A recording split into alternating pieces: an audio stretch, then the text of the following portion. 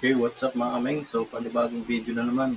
So, i-share ko sa inyo kung magkano ba yung ating natipid mga kameng sa ating pagsasolar. No?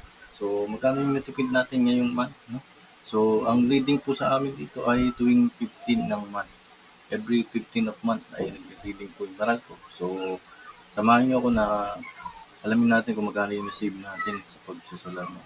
So, kung bago ka pa lang po sa channel ko, ako po si Jimmy Tech, nag-upload po ako ng mga ganitong video about sa mga DIY and kung ano-ano pang video mga kamay. Please consider to subscribe. At kung bago ka pa lang po, share ko sa inyo yung ating monthly uh, save na ating solar no, na setup mga kamay. Okay mga kamay, at simulan na natin. Okay mga kamay, dito tayo sa ating cellphone. No? So pupunta tayo sa app ng ating mga hybrid inverter. No? So doon natin makikita yung ating mga monthly or ilang days na consume or na harvest po ng ating mga setup. No? So yung akin po ay nandito po. Punta po tayo dito sa app. No?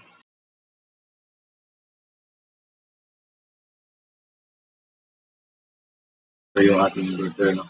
So ngayon, yung ma-harvest po siya ng 1.2 kilowatt. No? So ang load ko ay 1,000 kilo.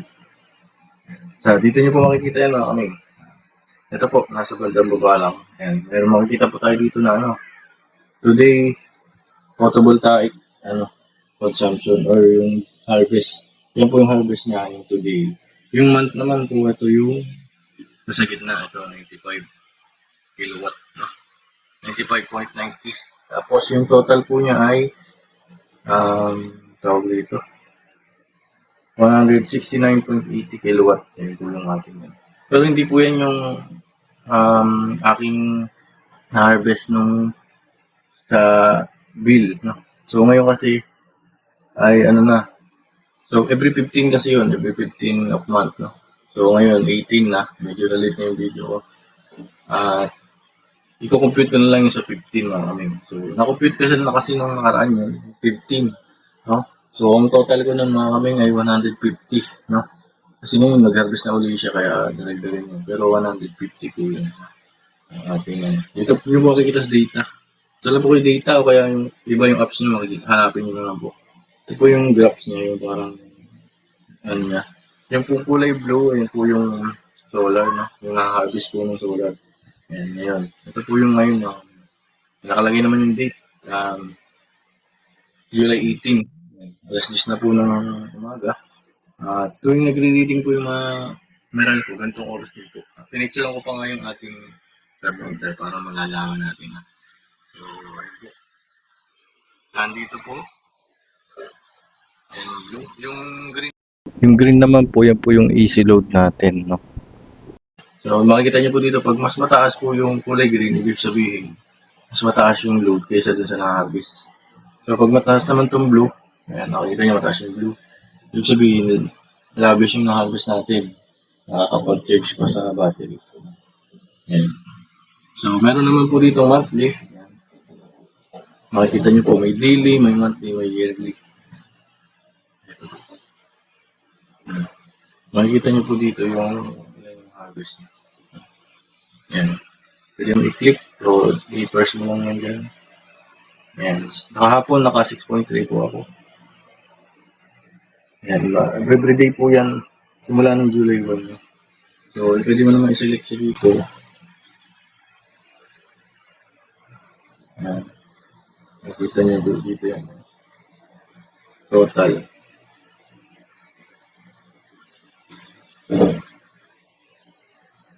Ayan, binigay siya, no? So, paano naman po natin i-compute yung ating natipid mga kaming or na save mga kaming, no? So, punta lang po tayo dito sa ating calculator. So, ang ating monthly harvest ko ay 150. So, depende po sa setup ng mga kaming. So, akin 150. So, ginamit ko po ito, na-install ko po ito noong June 17. Ang reading ko po na ito ay June 17 from hanggang July 15. So, every 15 ito yun. 15 at month. Dito sa amin, ako lang sa iba. So, 150 po yun. Tapos, ita-times lang po natin doon sa patok, sa naral ko. ating bill. Hanapin nyo na po yung bill nyo. So, dito po ay 14.9, almost 15. So, lang na ito. May ito po. Ito po ay 15. Ayan, nakikita nyo po dito. 15.67. So, dito lang naman po sa latest bill. So, ito times na po natin ng 15.67. So, nakasave po tayo ng 2,350. So, malaking bagay na rin sa mga kami. So, hindi pa siya zero bill. Malaking ano din yun, less. So, magdadagdag pa tayo pagka may pera. Nagkaroon tayo ng budget. So, kulang pa. So, ang daily kasi na harvest po ng ating solar ay nasa 7 point, ano ba ito? 7 point kilowatt. 7 kilowatt. Ano po siya, hindi po siya ganun lagi. 6 to 7. Yan. 6 to 7 kilowatt yung harvest niya pag maaraw. Pero pag maulan po, nasa 3. Yan siguro. Yan, pag makulimlim. Ganyan nakaraan makulimlim. Pero pag araw-araw pong maaraw, nasa 6 to 7 kilowatt per day. So, kulang pa siya. No? So, yun po na-save natin, 2,350. So, makikita po natin dito sa mga bill po natin. Yan, ito po yung daily.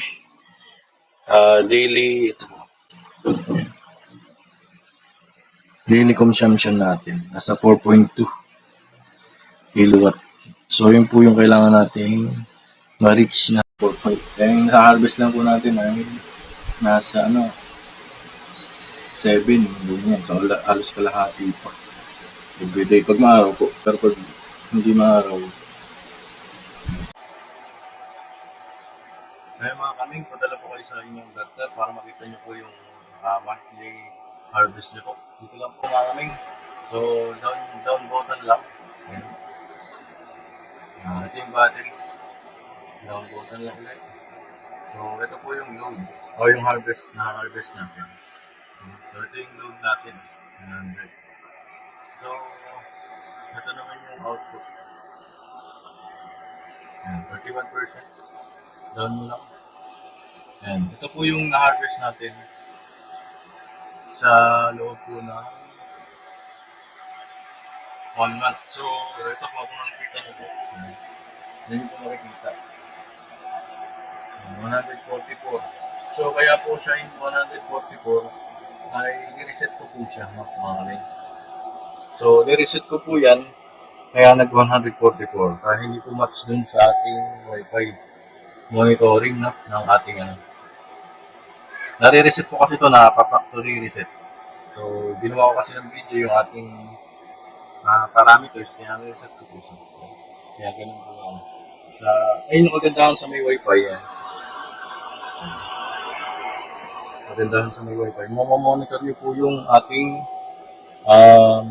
monthly harvest and yearly harvest at saka daily harvest mga kami. So, makakompute nyo na po agad kung magkano yung sisave nyo sa araw-araw at monthly or yearly. Yan. Okay mga kaming. Okay mga kaming, dumating na yung bill natin. No? So, habang nire-record ko yung ating video ay dumating din siya. No? So, ito na yung ating actual consumption. No? Yan, bumaba na siya. Naging 377 yung ating na-consume mga kaming. No?